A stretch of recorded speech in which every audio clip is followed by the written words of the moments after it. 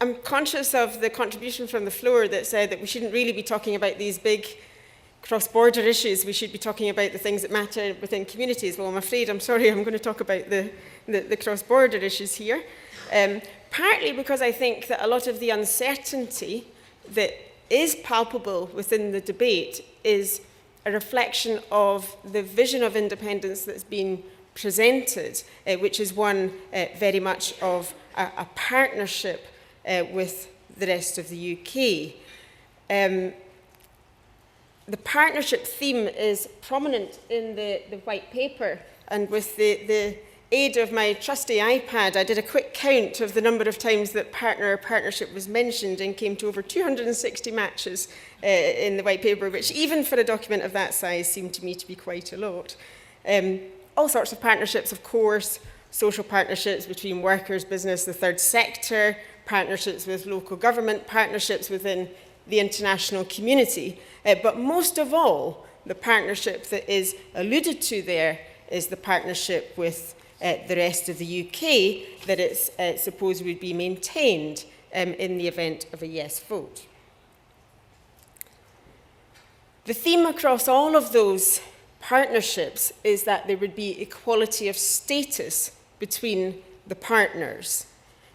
Looking in particular to the relationship between an independent Scotland and the rest of the UK, independence is presented not as secession from an existing state, but as a renewal of Scotland's partnership, Scotland's relationship with the rest of the UK, with, in a sense, almost a different kind of union beyond the parliamentary union. At the end of summer of last year, the First Minister gave a speech where he spoke about an independent Scotland remaining as part of 5 other unions. The parliamentary union would end, but there would be a currency union, a monarchical union, a social union, European Union and defence union through the international community.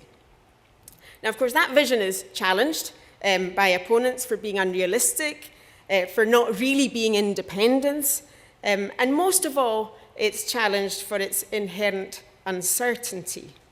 Partnership of any kind relies upon a willing partner, and the UK government has been in no hurry to demonstrate such willingness, strongly hinting that it would be both unworkable and undesirable from an RUK perspective. So I wanted to pose what would that partnership look like? How is it envisaged? What would be the things that would be shared? Is that kind of arrangement feasible? Is it desirable? And is it likely in the event of a yes vote? So taking at face value the presentation of partnership within the white paper, these are probably the main areas. I may have missed some, but it's quite an extensive degree of embeddedness within the rest of the British Isles, in particular within relations with the rest of the UK.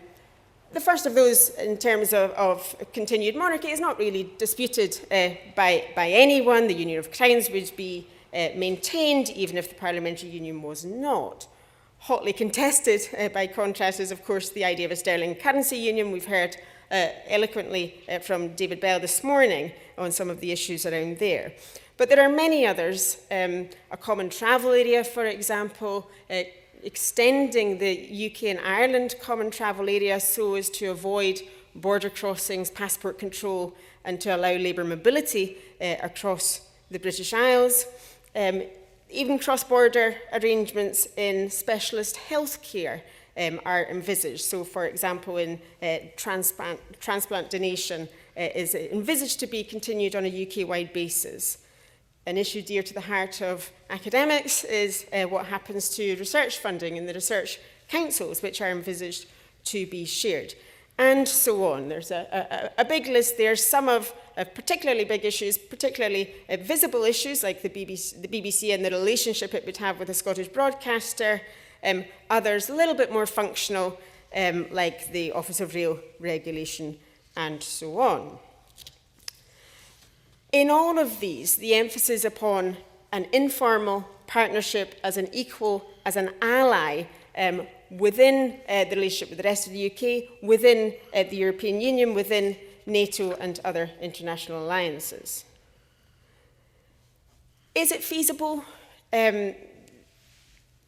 You can look, one of the ways to answer that question without the benefits of a crystal ball is to look elsewhere, to look abroad. And there are many examples of cross-border arrangements in other countries that work very well. I put actually the European Union as the first of those, because I am not one of those who subscribe to the view that the EU is a basket case and everything that is wrong in the world, as might sometimes be presented as such. But the EU, in spite of some of the problems recently, is a relatively successful system and a way of managing independence and interdependence across a whole host of areas. That would create some challenges for a Scottish-UK relationship that we might come back to in discussions, but nonetheless, it's an example, a successful example of managing independence and interdependence. The Nordic countries also have historic cross-border arrangements of the kind that are envisaged in the White Paper. Throughout the post-war period, there's a lot of cooperation and a passport union, labour market agreements. Much of that has been superseded by European integration, but it still matters. And there are ongoing informal intergovernmental arrangements across the Nordic countries in a whole host of policy areas, from defence, energy, social security, and so on. But perhaps we should look a little bit closer to home to the relationship between Ireland and the UK, not just because of its proximity, but also because of the imbalance in that relationship, which you don't see in the Nordic countries, which are all relatively small states. Here we have a big state and a small state in a viable partnership. So I want to spend a little bit of time looking at that. I think there are a few things that we can learn here from looking at cross-border relationships between Ireland and the UK, both in terms of the north-south relationship on the island of Ireland and also the east-west collaboration between the Irish government and the UK government. In terms of the north-south relationship, that's a very formal relationship bound up with the peace process and the Good Friday Agreement. Obviously, if you look further back, there are some historical difficulties that we would hope would never be replicated in our context. But nonetheless, I think it's useful to look at the way in which policy is coordinated across that border, which is a border that people travel across freely. Within the North-South implementation bodies and the North-South Ministerial Council, there are clearly defined policy fields where there is joint working, where there's collaboration. The choice of those fields is a little bit odd. It's a little bit the result of political dealing, wheeling and dealing behind closed doors as part of the peace process. It was the areas that the unionists were essentially willing to cede any sort of cross-border cooperation. But nonetheless, it's an area of joint working that works reasonably well. Outside of that formal framework, there is a lot of cooperation around electricity, and I think this is a useful parallel for what we might see here. The two governments, the Irish government and the UK government, prior to devolution, worked together to set up the idea of a single electricity market on the island of Ireland, which has survived to this day and which has been taken on in the relationships between the Irish government and the Northern Irish executive. There's a lot of joint working driven by the need for energy security on the island of Ireland and the mutual interests and dependence in that particular policy sphere. Perhaps more interesting for us is the East-West relationship, where there has been a long-standing common labour market and a common travel area between the Irish Republic and the UK, which has helped to facilitate cross-border travel, free movement, and also helped to have coordination to secure external borders.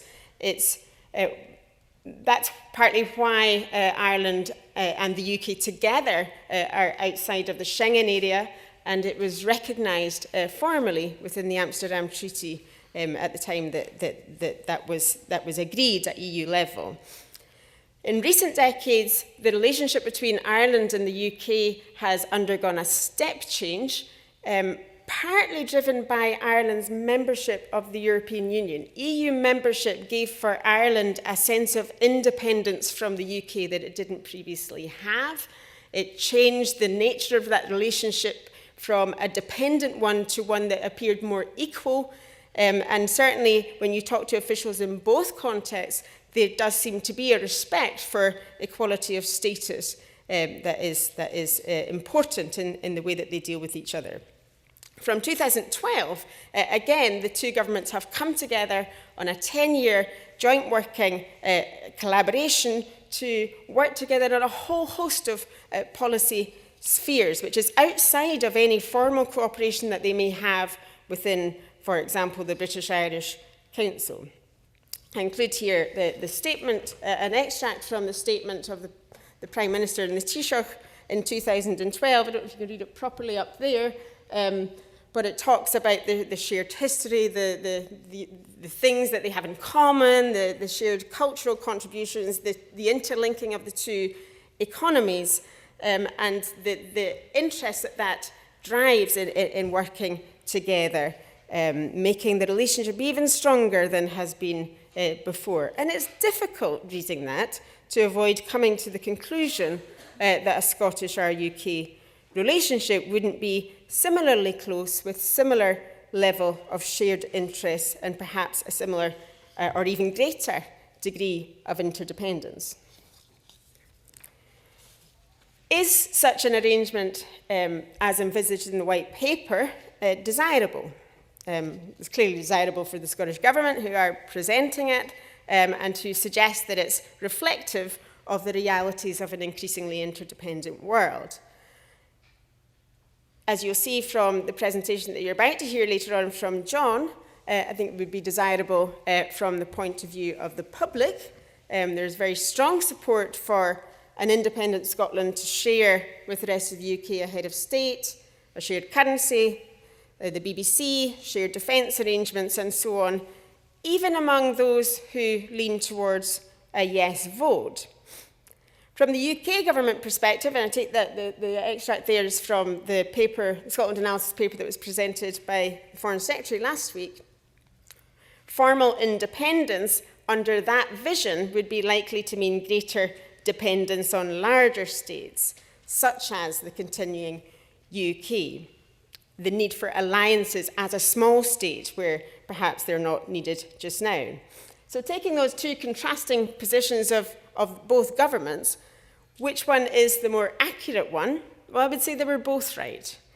We do live in an interdependent world. Countries are collaborating across borders on a range of issues, and it ought to be easier in this case to maintain cross-border collaboration where it already exists than to try to break down barriers that have been built up over centuries, which a lot of neighbouring countries are trying currently to do. But it comes at a price. And the more interdependence you have, the less independence you have, the less autonomy you have to do things differently. So it would constrain policy choice. And an independent Scotland, unlike the UK currently, would be a small state, and it would need to seek alliances with other small and large states alike. The qualification I would make to the UK government point there is that the UK also needs to navigate that interdependent world, and it also needs to make strategic alliances, something that, well, they might have achieved better success within the EU if that was taken on board. Is it likely, if there is a yes vote, how likely is it that the independence that we secured would look like that embedded vision of independence as presented in the White Paper? Who knows? And in one sense, when we heard it in the discussion that we had earlier, that, you know, come the, when's the 18th? Come the 19th of September, you know, suddenly everyone will change, the positions will change, and if there's a yes vote, then of course people will work together. The only thing that we really have to go on here is the small paragraph at the end of the Edinburgh Agreement, which is a commitment to work together constructively in light of the outcome, come what may. I think it would be very dangerous, maybe not the right word, but I wouldn't read too much into that statement. It's clearly there. It was the preference for having that statement where there was clearly greater on one side than on the other. And I think it is notable that the UK government has taken on a more constructive approach to this whole process than other governments going through something similar. However, process is one thing, outcome is another. And I think, while I don't expect there to be anything other than goodwill in coming together to negotiate, that doesn't mean that there would be acquiescence to the demands that were put on the table. The size of a majority, as well as the nature of the campaign, might affect the tone, the outcome of the negotiations, as well as the nature of any partnership that emerged into the future. The Irish example that I gave earlier, the East-West relationship, has been driven in particular by the personal rapport and ideological congruence between the two leaders, and that's been driven in a sense by the top, and you would need that personal relationship to be strong if the institutional relationships were to follow suit.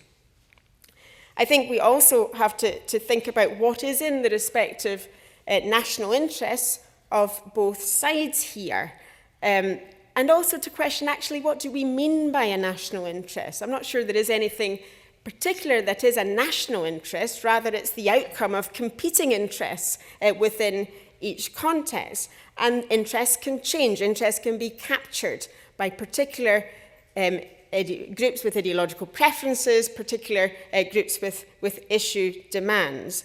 And that can come to the fore and that can shape things. It's not simply a case of trying to calculate what would be the most common sense approach. My final point is simply to suggest that while there may be concessions in the context of those negotiations that would facilitate cross-border working, I'm not going to predict whether it would be on the currency or whether it would be on energy or anything else, but whatever the concessions that there are, they would come with constraints. In currency, for example, if there was to be a concession towards a formal currency union, it's difficult to see that happening without the Treasury wanting to have some sort of control over what was going on in Scotland, and similarly in some of the other fields as well.